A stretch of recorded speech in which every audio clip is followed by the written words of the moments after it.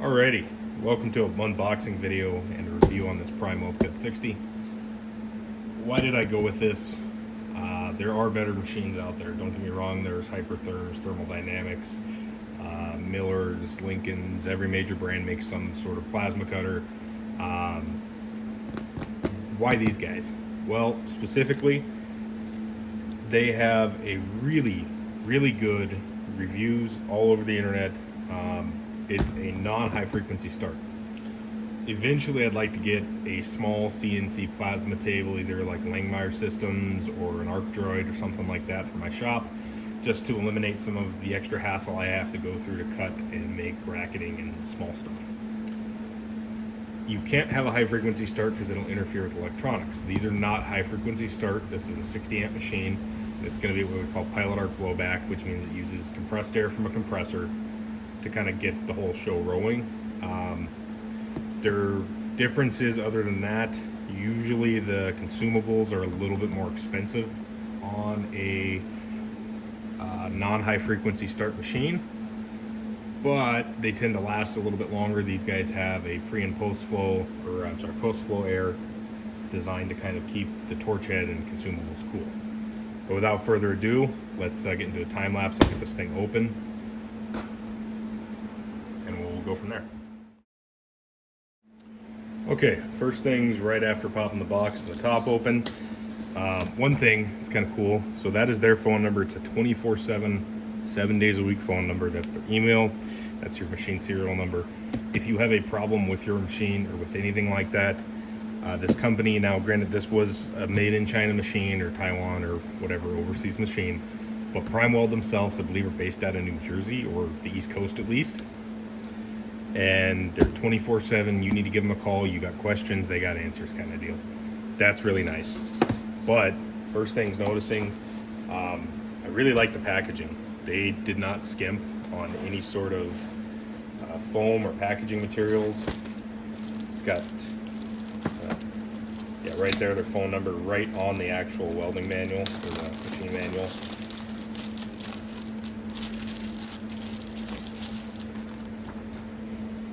Really nice. It's not super flimsy, you know, not just printed on printer paper kind of deal.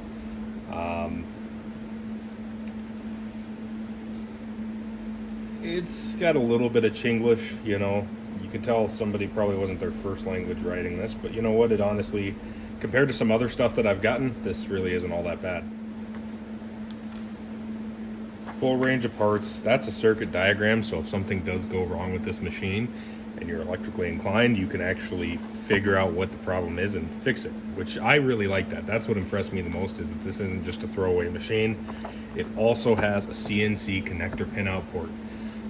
That's important later for what I want to do. And speaking of charts, there's that reference table with PSI settings, everything right here. Like I said, this is a nice manual. It's color, it's laminated well. Forbidden beef jerky packets. Next thing's next.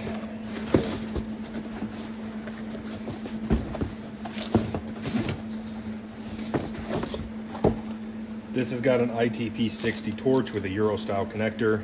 It's just, you know, comes with your basic single bag of consumables, nothing fancy there. The ITP60 torch is made in Italy. This is not actually a Chinese product. It's got the Euro single style hookup connector. Everything's available for these. These are not, you know, I actually bought a set of drag consumables because it says the standoff connector. Standoff end, not connector. Euro connector, standoff end. Anyways, I bought this. You can buy more of these ITP60 torches if you want. They're a fairly solid product. I like it's 20 feet long. It's got a good overmold rubber. We'll look into that a little bit more, but let's keep digging through.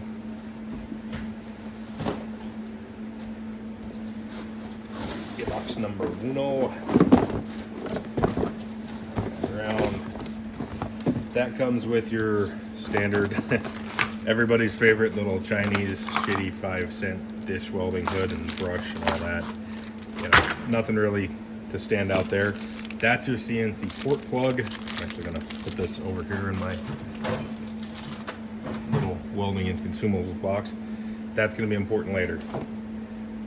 Standard DINS connector in for the ground, nothing really fancy.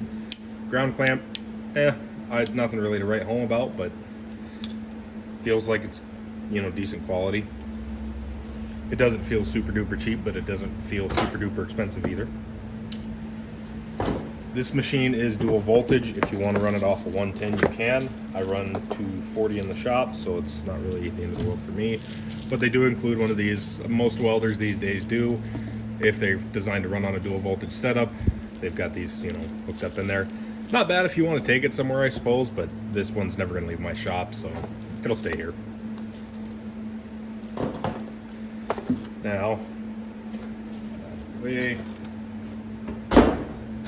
really can't say enough again. I like the fact that full over mold, you know, that really is kind of a silly thing to be excited about, or, you know, I don't know how you want to look at that. But it's nice. It's nice to see that they take the time to make sure these are packaged well, they're not damaged, etc., etc. So now it gets some fun parts. Oh, here's another kind of cool thing. They put these, and they're just little metal corners that go down in the bottom. They're designed to keep the bottom of these boxes, you know, because let's face it, FedEx, UPS, USPS, whatever, they all suck. They all like to play, you know, linebacker with your package. These little metal corners keep those from getting damaged.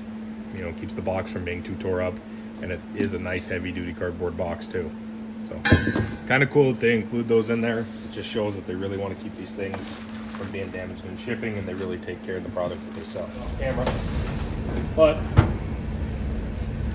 there it is, cut 60. Wow, that's actually really heavy duty. Wow. All right, color me impressed a little bit. That's just a really heavy gauge cable. It's actually even heavier gauge than my welder. Otherwise, overall construction and feel of the machine, I have zero complaints. It feels, it's all metal construction, metal handle. I mean, it's got the plastic side trims. There's another important thing you're not going to be able to see unless I kick it up here. Air Max 120 PSI. You don't want to shove 150 PSI in the back of this thing. That's a no-no. Ask me how I know. Nice solid breaker. The stickers aren't really the best. At least these ones back here aren't. But I suppose honestly the stickers don't matter. Everything's fairly self-explanatory.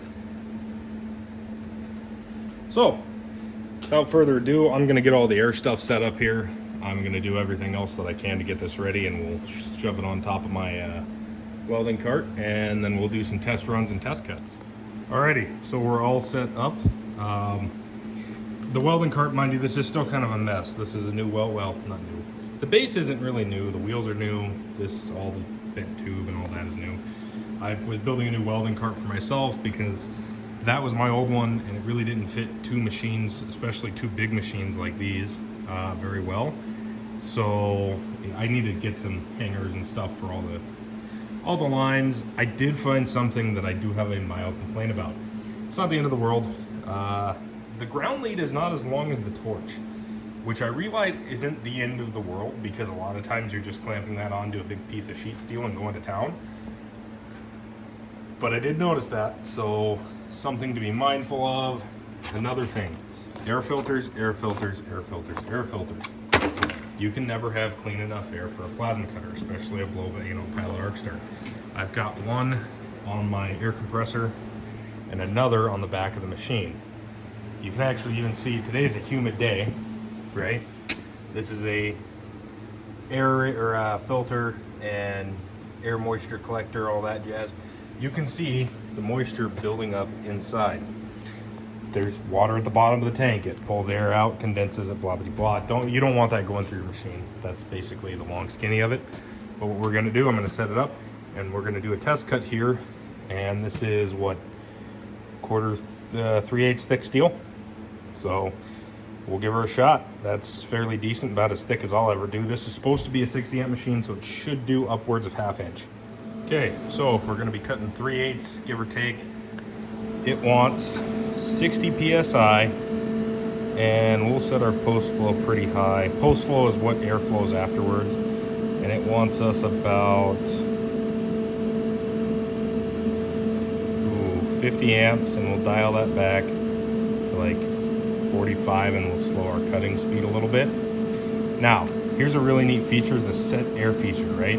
So the air that you get out of the end of the gun isn't the air until you start it. So the set air function keeps you from having to start the torch up every time. You just click it over, and it wants about 65 pounds, which, yeah, it's actually about where we're at. So we'll pull that out, maybe dial it up just a little bit.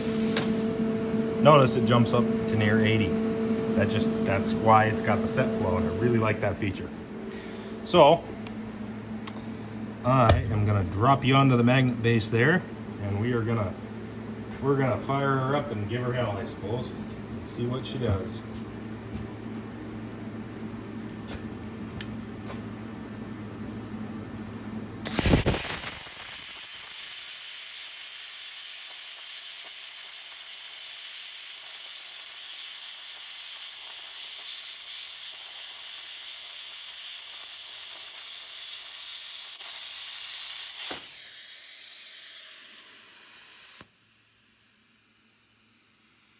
Alright, wow. Color me impressed. Look at that. Just a little bit. By the way, sorry, that's the post here. So we have the torch. It's going to be blowing air through there to keep the consumables cool.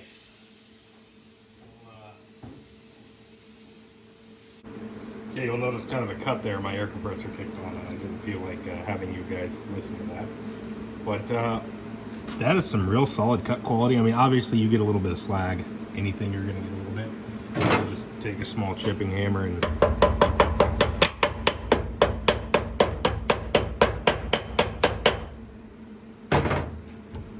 but that's 3/8 plate. I mean, that's one hell of a cut quality. Yeah, I'll move this down. We'll do it again. Just let you back there.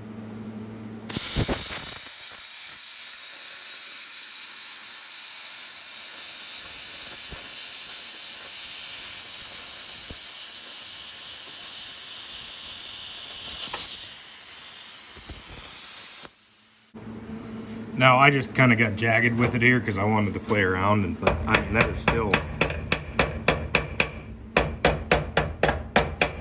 And I bet you could dial that in more and get a better cut quality, but that's still really impressive.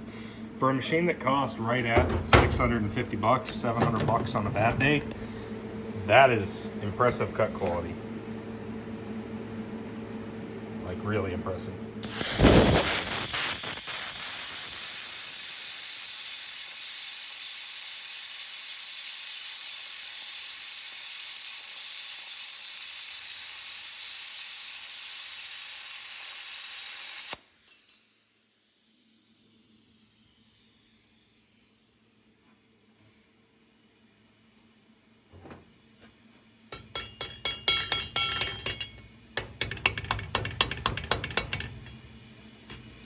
That is really solid cut quality.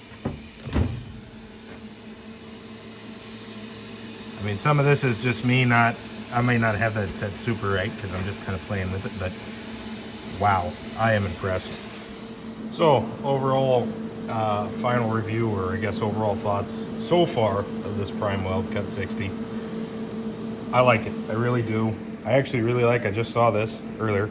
This ITP torch has like a built-in ball style wobble at the bottom. I thought it was loose at first, but then I looked at it and no, that's just how it's supposed to be. The torch quality is good. The consumable quality seems to be holding up pretty decently. We'll see. I mean, I've got more consumables on the way. Otherwise, the tactile feel, I like the set air function. That is really cool. The 2T and 4T, or 2T, 4T function. 2T is standard function. You click it on, hold it, click it, let go, it turns off. 4T, you click it once, it's on, you click it again, it's off. That's really good for expanded metals. Your post flow time, all the knobs and dials, knobs and dials, they feel solid. The air regulator is really good, locks in good. I like the visual screen. I realize this is hard to see through the camera, but man, it's good quality definition. You can read what's going on here.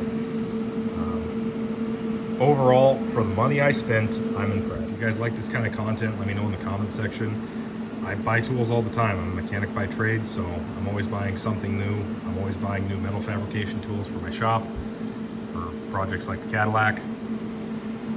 Is this the kind of content you guys like to see? Let me know. Drop a like, subscribe. It always helps me out.